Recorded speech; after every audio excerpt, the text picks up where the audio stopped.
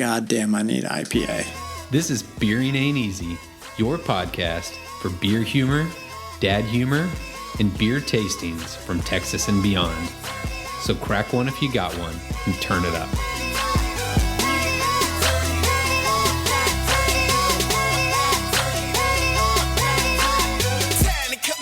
Welcome to Beering Ain't Easy, Season 2, Episode 17, with Ryan and Drew. All right, y'all, we've got an awesome episode today. This is a Beering Ain't Easy exclusive. We are reporting live at a brewery that's coming straight to Houston, and it is Bad Astronaut Brewing. And so we have some really awesome guests today. We've got Rocky and Chris from Bad Astronaut. Welcome, y'all. Hello, everyone. Hello. And so y'all been a little bit incognito on the scene. There's a little air of mystery around Bad Astronaut, but we're sitting here in this, 30,000 square foot space. It's amazingly big. You probably hear some of the outside sounds because we're right smack dab in the middle of construction. What we're going to talk about today is everything Bad Astronaut. So I'll kick it over. First tradition on the show is we talk about what beers we're drinking. I think we're all drinking the same beer, but y'all want to talk about what we're drinking today? Yes, we are drinking German-style Pilsner Loggerbier from Equal Parts, which is actually about 10 minutes from where we're located right now. It's one of our favorite beers, and I bought a modest amount of it and filled our fridge, and that's probably what we're going to be drinking. Modest is an understatement. Yes. It was like 3 cases. It was 3 cases. Yeah, it was a lot. You're welcome, yeah. Kroger and Equal Parts. Yeah. Shout out. This episode's sponsored by Kroger. Yeah, exactly. On 11th. Only 11th. Every brand I mentioned today, please give me money. Yeah. Or free beer. Or free beer, one or the other. Yeah. We were just talking in our last episode that stout season's over. We're moving into crispy boy season, so I think, especially when you're in construction mode, Crispy boy. you got Yes. the open bay doors here in the warehouse. So it's- Crispy Boy season never ends for us, man. It's year-round, nonstop. Like, Yeah, I mean, I do like a good stout when it comes to around the holiday season, right? But what I primarily drink is lagers all day, every day. all day, every day. Well, I think that's brewer's choice, though. I think every brewer, or 90% of the brewers in the world, would be like, yeah, I want a good lager. Like, they know what it takes to make a really good That one. really shows off the talent, right? Yeah, Yeah. exactly. when we go over to Equal Parts, they do have these hats they wear called Loggers Only, and it always just brings a smile to my face. I'm like, yes, you get it. Exactly. Well, how about we start out with you guys just telling us a little bit about your guys' backgrounds and what your specific roles at the brewery are. So I will be the brewmaster here at Bad Astronaut. My role is going to be the day-to-day operations of raw material inventory, brewing, cellar work, packaging. I'll be doing all that with some help from Chris, I'm sure, from time to time. But when it comes to the production side of all the brewing operations, that's my management. So, Yep. And I'm going to be Rocky's assistant in this whole thing. Yeah. So I'm going to be focusing on all operations, making sure the books are right, making sure we're getting beer out the door to distributors, making sure we have our cooler stocked and everything's flowing correctly. So that's kind of my goal here, and also building out the whole entire place. The entire build out is under Chris's realm of responsibilities. So, and he's doing a fantastic job so far. So. Oh, thanks, buddy. Thanks. So I think the listeners are dying to know, where is Bad Astronaut going to be located? What's the deets? Like when are we talking about potential arrival to where we can start buying Bad Astronaut beers? I mean, what's the vibe? What's the scene? What do we got going on? So we are located at 1519 Fulton Street. It's at the corner of Fulton and Burnett. It's I don't know, what is that, 2 blocks from Local Group and 4 blocks from St. Arnold, kind of in the Hardy Yards area. It's a gigantic red building, 30,000 square feet. We're hoping to be open and brewing beer in end of July. Well, it's up in the air right now. We're kind of waiting on city permits to be approved, but we're thinking July, August timeframe for opening, soft opening, grand opening type of thing. We kind of found this building on accident. We were looking back in, I think, May of man, we started looking in 2020, actually, I think, with my partner Josh and I. Rocky wasn't in the picture yet at the time, but we were looking around the Heights. We looked out in the suburbs. We looked all over the place, and we randomly saw this place, and we saw, Hardy Yards and good view of downtown, and we said, this could work. So we came up with an arrangement with the landlord, and we said, all right, let's do it. And landlord's awesome. We signed a long-term lease here, and we want to have this whole building built out, all 30,000 square foot in the next, 5-6 years of event space, gaming. We'll possibly put a restaurant in the future, a kitchen in the future. But the immediate plans right now are production, tap room, a full gaming setup with multiples of each of pool tables, dartboard, shuffleboard, foosball, air hockey, cornhole, all indoors with seating for up to, I want to say it was around 250 people for seats. But I think our capacity is going to be more around 500 in here. And just make a really cool vibe in an indoor space out of the sun with a nice breeze going and a great view of downtown in a neighborhood that's up and coming. Got a lot of good breweries around here too, so I could see a lot of brewery hopping in the future. And yeah, that's kind of where we're going with it. Yeah, Rocky was just telling me a few minutes ago that the light rail has a stop that's pretty close to here, so you could actually hop in and out of downtown too. So. Oh yeah, exactly. We're 2 blocks away from the metro, and you can go to the first stop is University of Houston downtown. I forget what building, and then it goes one stop after that or two is Flying Saucers. So no, I think it's an excellent spot. We're really excited to be on the map and give Houston some great beer. Yeah, and I think earlier, I don't know if there's an Astros game tonight, but there was a lot of people walking with Astros gear right in front of the building here. It's the smartest play I've ever seen. You park over here, take the train all the way to Minute Maid. It's perfect. If you listen closely, you can hear the light rail in the distance. I hear a train horn. Somebody hit a home run. Yeah. I don't know what happened. Or on Friday nights, the fireworks will probably be a pretty good view from here. Yeah. Oh, man, I didn't even think about that. We're looking at Minute Maid right now, and it's roof's open, so fireworks will be really good. We might have to stay here a little bit longer than this podcast, guys. See what happens. As long as the beer's flowing, we'll stay. Good thing you got 7 cases, Rocky. So yeah, I know you talked about how you like lagers. What's your vision for the style selection when the tap room opens? So we're going to only lagers. Only lagers. It's actually 7 lagers. 7 lagers. They're all the same with different names. Yep, exactly. No. Different brands for each one. Actually going kind of ambitious. We've got 8 fermentation vessels, but we're starting off with 7 styles. The primary core 4 are going to be a hazy IPA, a West Coast IPA, or actually more of an American style IPA. I say West Coast inaccurately because it's going to be lower ABV, a Pilsner, and a Helles.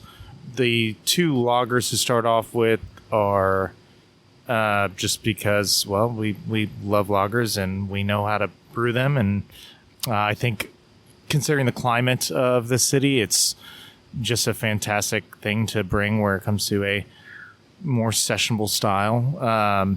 And so, yeah. But after that, we're going to have kind of a malt forward style, which in the summertime is going to be a blonde, but that's going to be rotating.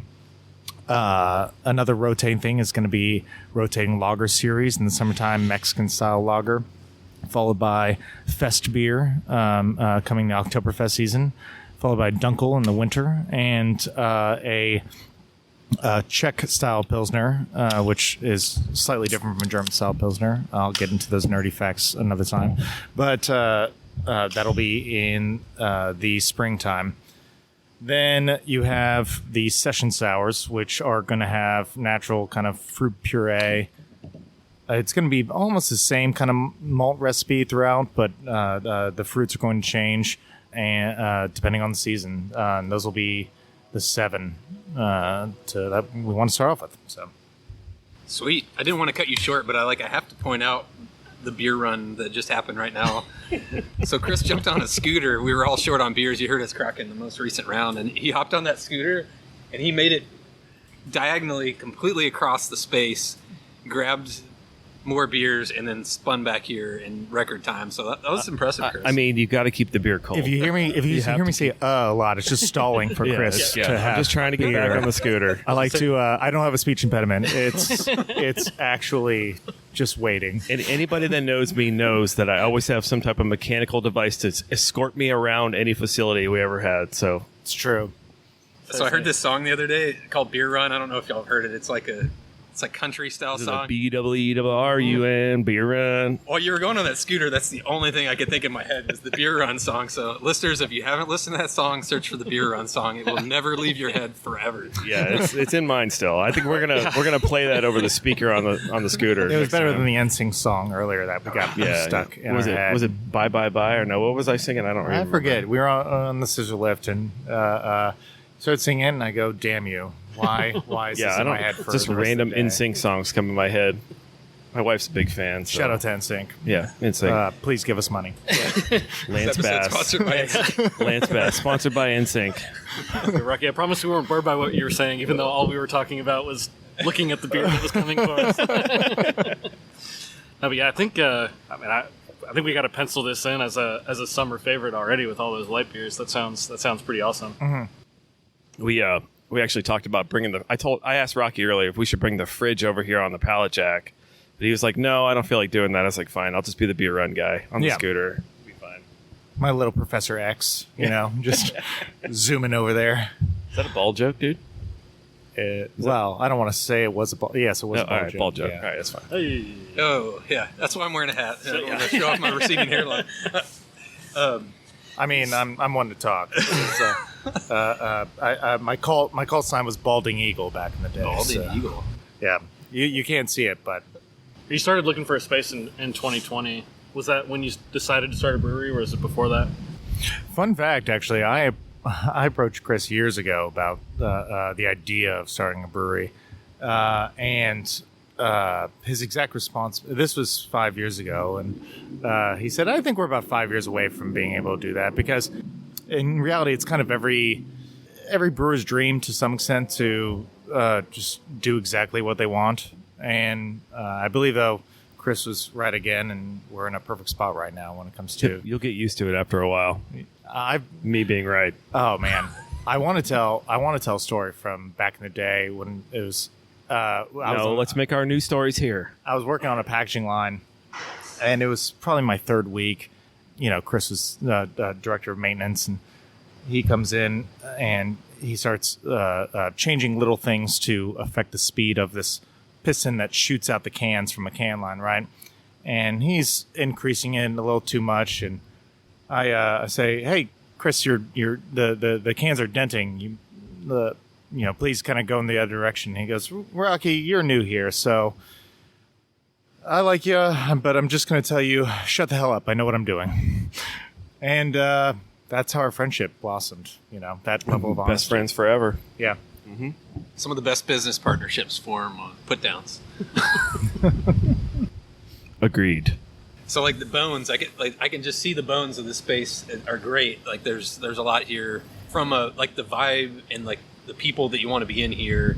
Is this going to be a bougie location and family friendly? Like what's the vision that you have of like what people expect when they walk into Bad Astronaut? Only rich people. Only rich people. Please give us your money. No. We want families to come in and have a good time, and it's kind of a staple, right? When it comes to breweries now, you go there, you bring your dogs, kids, and I mean, trust me, we don't want to be a daycare for either, right? The same rules apply, I think, when it comes to adults, when it comes to your kids or dogs. If you're a patron here, I wouldn't let you pee on the floor, right? So, make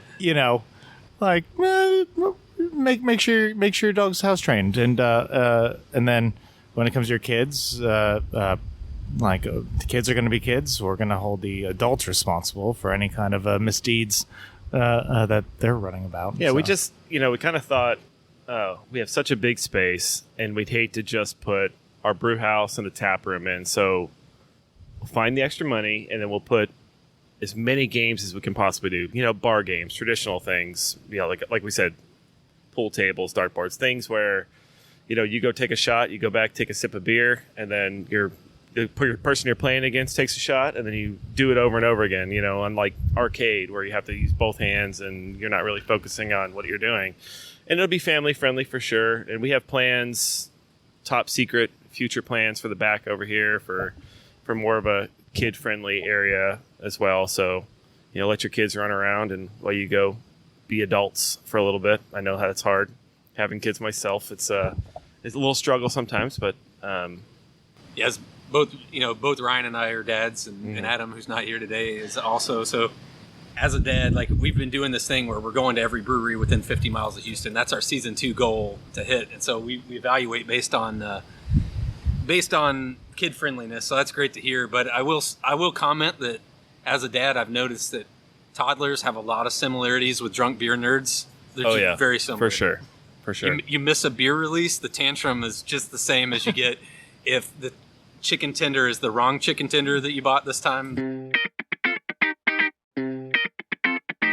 So I think we had a little intermission here, and Rocky shared a hot take. We were just talking about family friendly establishments. So what's the question you had for the listeners here? So yeah, I mean, question for discussion. Actually, out of everyone here at this table, I'm the only person who's not a parent. And I was wondering y'all's philosophy when it comes to, I mean, y'all are obviously, you go to visit breweries and stuff like that, and family-friendly atmosphere is always very welcome. But, what's your philosophy when it comes to when your kids are there? Are you letting them just run amok entirely, or are you supposed to be the disciplinarian, or do you expect, the people who run that establishment to actually govern your kids? Because that, to me, sounds insane. This is where I wish Adam was on the podcast, because he's got a different hot take than. So Ryan and I are all about containing our children. Yeah. If Adam was here, he lets his kids go wild. So I apologize in advance to Val and Valinsons if you've had the kid that's running around covered in mud, tracking it into your tasting room or your tap room. Apologize, Val. So that would be the Beer Ain't Easy podcast. Doesn't have a united front on how you handle your kids at a brewery. Mud's one thing, right? It's easy enough to clean, but or if your child is standing on someone else's table and shouting anarchy, anarchy, and then peeing all over the place, that, that's one of those things of hey, at what point do you, as the parent, go, maybe I should reel my kid in?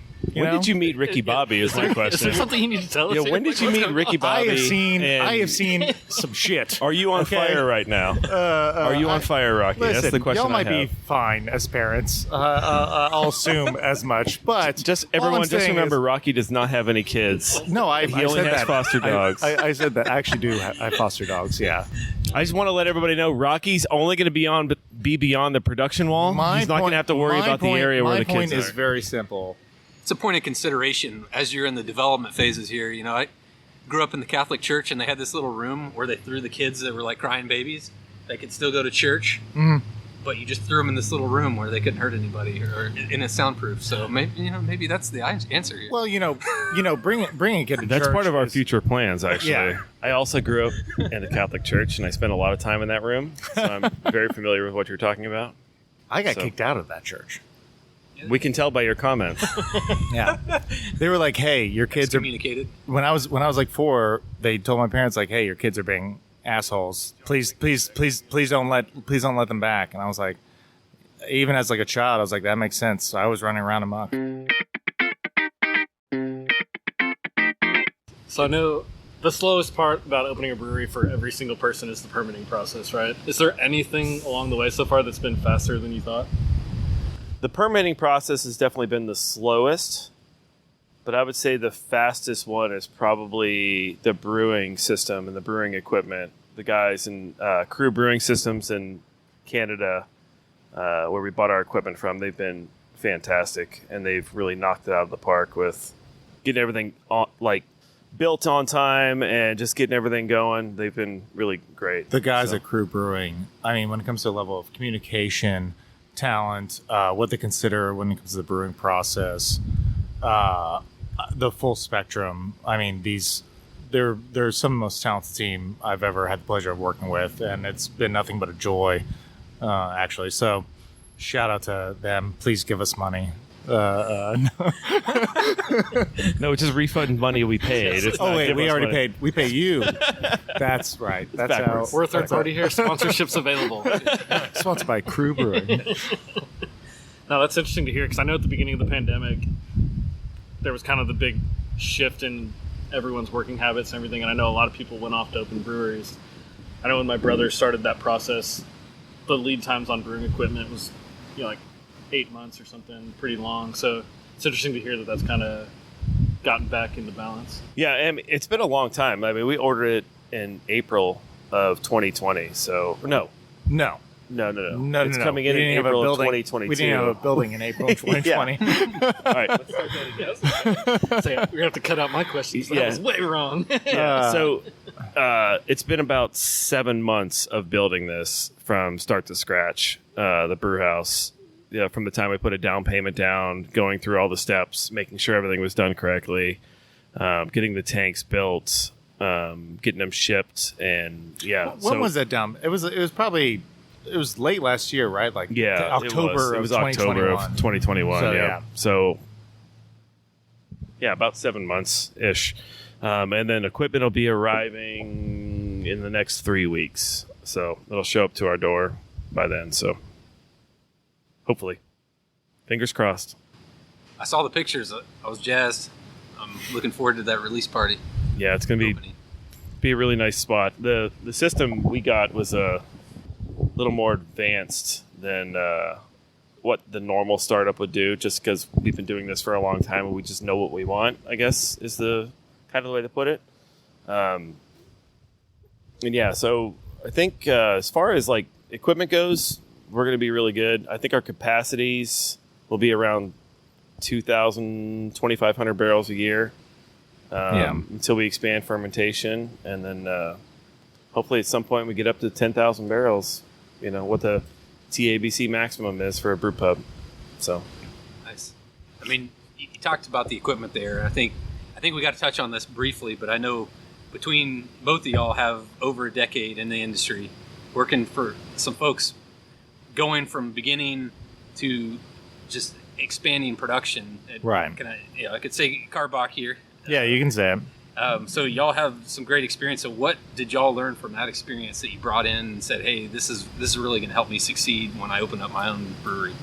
I would say that on my end, I've been truly kind of like blessed when it comes to the people that I've been surrounded with when it comes to that connection in Karbach. I learned under some excellent teachers. I got to experiment within the company, right? My last job there was the innovation manager for 2.5 years, and that's literally just recipe development. So I got to do nothing but play. And the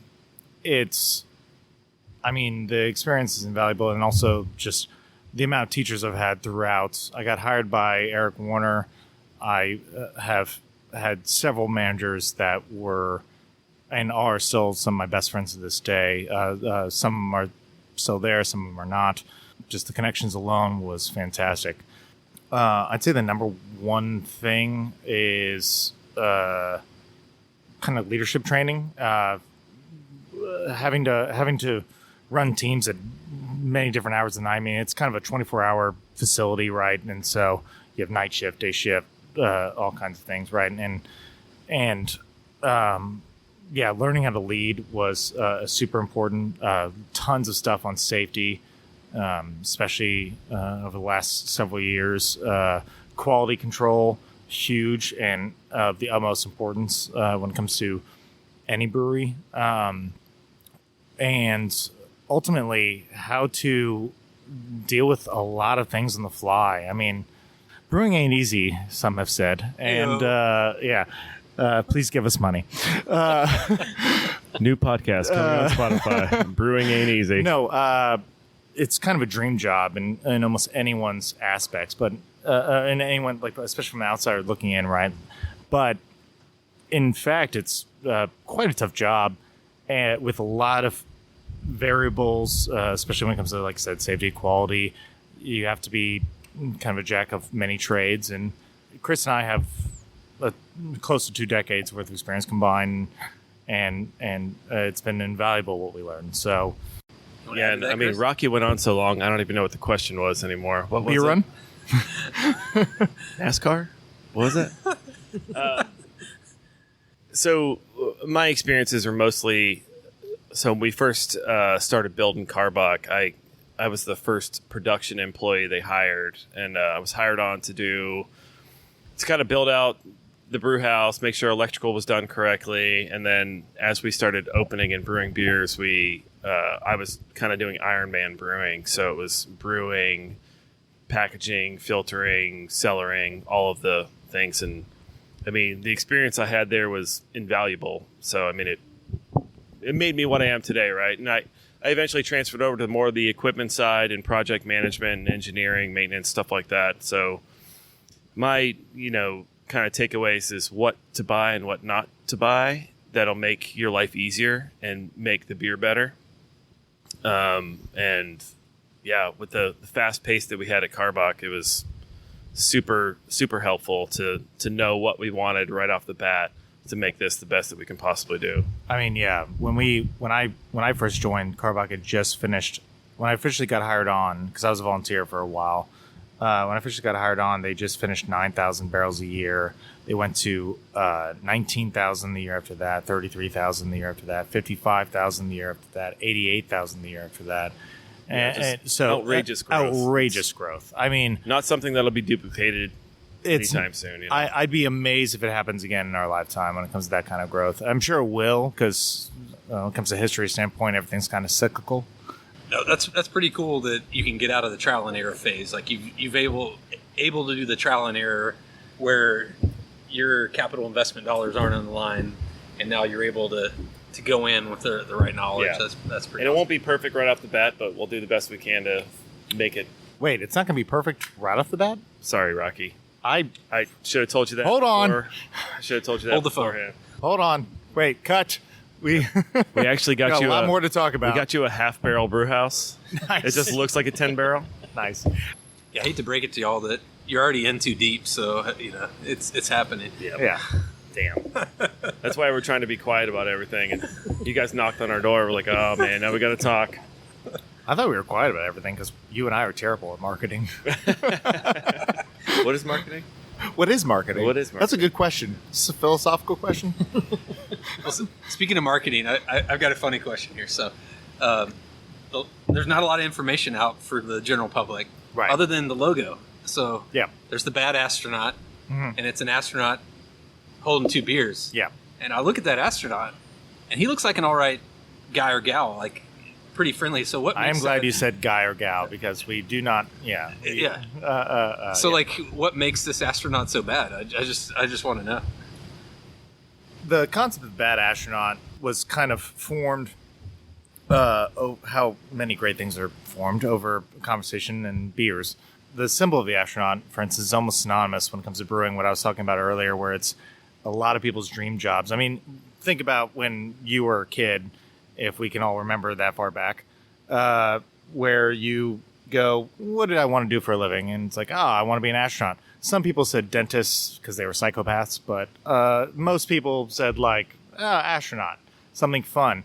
Sorry to all the dentists listening right now. Listen, I have some dentist friends. I can say that. I think we just lost our sponsorship by the ADA. I mean, how many people said brewers in that situation? No one said brewers, I don't No. think. I mean, I didn't even know brewing was a job as like a real option until I was actually hired by one. There was probably more glorified janitors.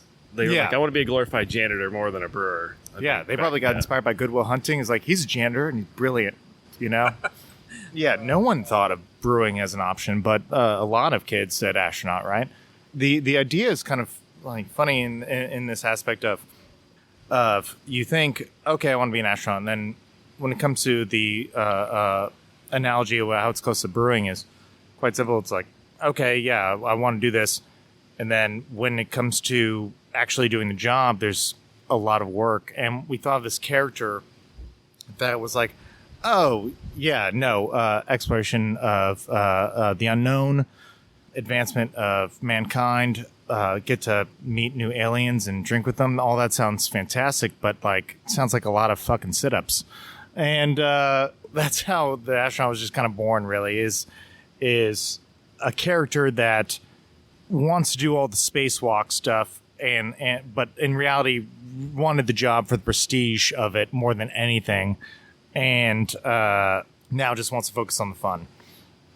So my head immediately went to like the sinister side of that, but I understand it's like an astronaut flunky. Did you think bad like evil like bad, or did you think, like what is this astronaut like? Is this like? I would say no, not evil at all. I would say more mischievous. Think of like an anti-hero, right? Like Deadpool or he gets the job done, but he's bad at it.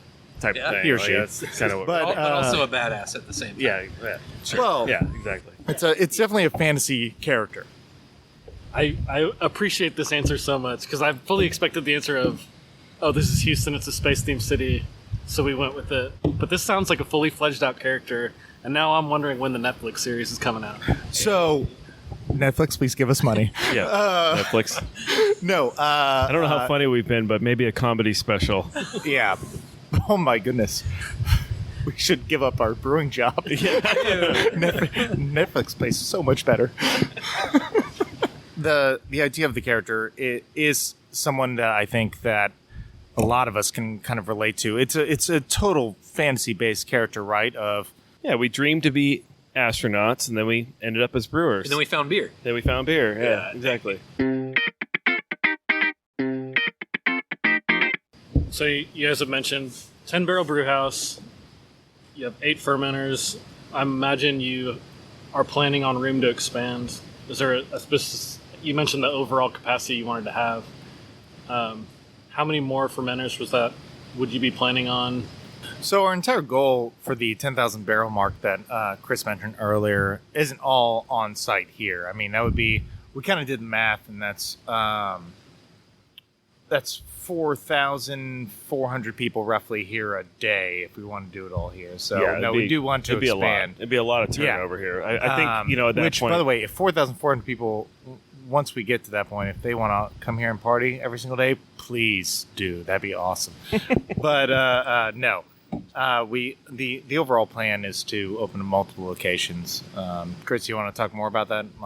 Yeah, so as far as getting to the 10,000 barrel mark, it would be distribution and all of the other key aspects of brewing. That it's not just the tap room. I mean, I think, is it possible to do 4,400 people in here a day? Maybe, but we're gonna need a much bigger space than the front area that we're putting together right now. So maybe that includes event space in the back or some other top secret things, because we like to be quiet about things. So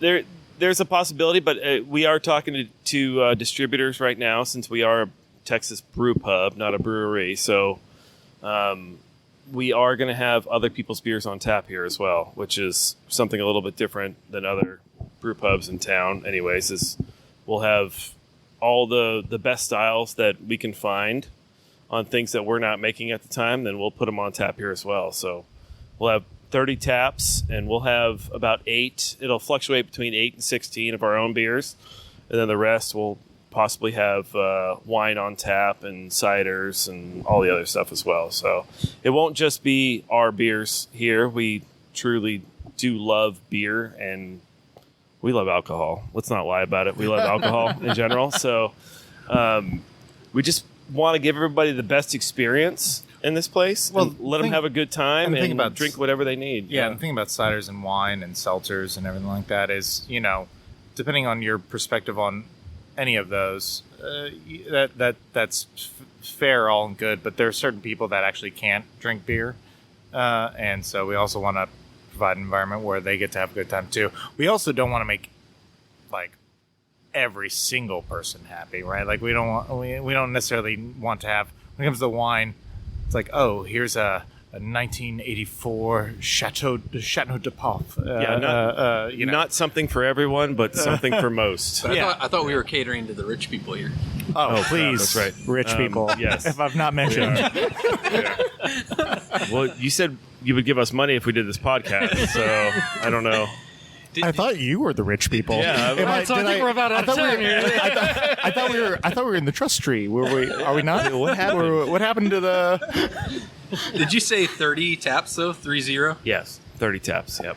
That's impressive. Yeah. I think I get decision paralysis when there's that many taps, so I'm a little scared, but I'm a little excited. We're not going to put any menu up either, so you have to just guess. You the just have taps. to literally. Guess. Tab number 5. You're gonna have like a 30-sided die and just roll Yeah, the dice. exactly. Yep. Yep. Damn it, it's a seltzer. D&D fans are gonna love it. Yep. Exactly. Yes. So you mentioned distribution. Are you talking about packaging or just keg distribution, or what's your plan there? Yeah, so we bought a can line off the bat. We have a 2-head wild goose filler that's coming in 4 days. So it'll be here, just be sitting here in the corner until we get everything built out. But yeah, we're going to do 12-ounce cans, 12-ounce 6-packs. We'll sell them to go on site through front of the tap room. We're also going to we're going to find a distributor. We don't have one yet. We haven't signed with anybody, but we're going to find somebody to get the beers to select accounts, HEBs, Kroger's, Flying Saucers, ASA. That's for you. And yeah, just distribute. We're going to do probably 50-50 off the bat. That's kind of the goal, is 50% distribution, 50% in-house, and then transfer it as we go, depending on which way it goes. Yeah, I mean, you never know exactly what's going to happen, right, when you first open a business. So right now, 50-50 is just the easiest kind of division of what we think we need to do. And all we intend to do is follow the data of what's actually happening and roll from there. What's your least favorite part of the brewing process? You know what? It's actually yeast management, because there's a lot of meticulous things that goes into yeast management when it comes to like how many generations, the quality control you have to do, pushing this yeast to multiple generations. That, to me, I suppose the reason it's my least favorite part is because there's a fair amount of work that goes into it, and naturally I'm lazy. So The typical bad astronaut approach. yeah. Oh, that seems like a lot of work. Let's not do that right now. So, I'd rather just buy it new every single time and just pitch it, but that's not affordable. So you just gotta, do what you have to do. So we're kind of at the end of our serious questions, so I've got a speed round to wrap up the episode here. Are y'all ready for this? My favorite I wasn't ready for this at all. My favorite yeah. sandwich is a muffalata from Louisiana. All right. Augustiner Helles. Favorite Oh, I've seen it. Yeah. style of beer to drink? Rocky. Well, actually, no. Chris just said it out loud. Augustiner Helles, 100% of the day, all day, every day. I love that beer. I hate to repeat it, but Augustiner Helles or Schonramer Pils, both German beers, nonstop, all day long. Yeah. Next question. Best music to brew to? Ooh, that's an excellent question. Electric Wizard. What is Electric Wizard? Listen to it. If you don't know, you can't afford it. No. So it's stoner metal. Is what it is. man, I've got a variety, but I Rocky, actually just say NSYNC. I will say NSYNC. No, I typically play music when I brew. I, for some reason, psychologically, all right. Well, then give me a minute. I don't know. I don't know a single. Give me the answer. next question. I'm fast. Yeah. Well, yeah. I think of it like Ghostbusters 2, where it's like you play the positive music and the beer tastes better. Still the speed round. So Name a band. any band. Name one band. Or style of music? or style. Dead South. I enjoy it. Okay. Yeah. Thank you, Rocky, for the speed round question. Keep dreaming. All right. Go ahead. Keep moving. No, yeah, don't cut that. All right. Third and final question here. If you could, or had to, I guess, depending on your perspective here, kill one of these beer styles forever, which would it be? Seltzer, pastry stout, or smoothie sour? Smoothie sour, 100%. All three. Is that the right answer? The The look in his eyes might come through the audio. Have you ever heard of smooge? All right, y'all. We're here at the end of the episode. This has been a sneak peek of Bad Astronaut Brewing. The Beer and Easy podcast is super excited for this brewery to open up. I want to thank both Chris and Rocky for letting us come out and visit the space, getting to see the bones here. We're super excited for opening day, and I will guarantee that at least one member will be here for opening day. Excellent. We're going to carpool. Last parting thoughts you want to get out there before we close? Yeah, just find our social media, Bad Astronaut Brewing, on Instagram and Facebook, and we're hiring a marketing person soon, so we will have more posts on there soon enough, but I know we've been kind of lackluster on that. We like to keep things very quiet and just surprise everyone when we open, but yeah, come and join us, and hopefully July, August area will be ready to go. All right, Ryan, per our tradition, you close us out. There you go. Go find them, give them a follow. I think the moral of the episode is if you have big dreams but you're too lazy to chase them, go check out Bad Astronaut and give them some money. This has been a Beering Ain't Easy production out of Houston, Texas. Follow us on Instagram or Facebook or at our website at crossthestreamsmedia.com, where you can find our podcast and all the other great sister podcasts on our network.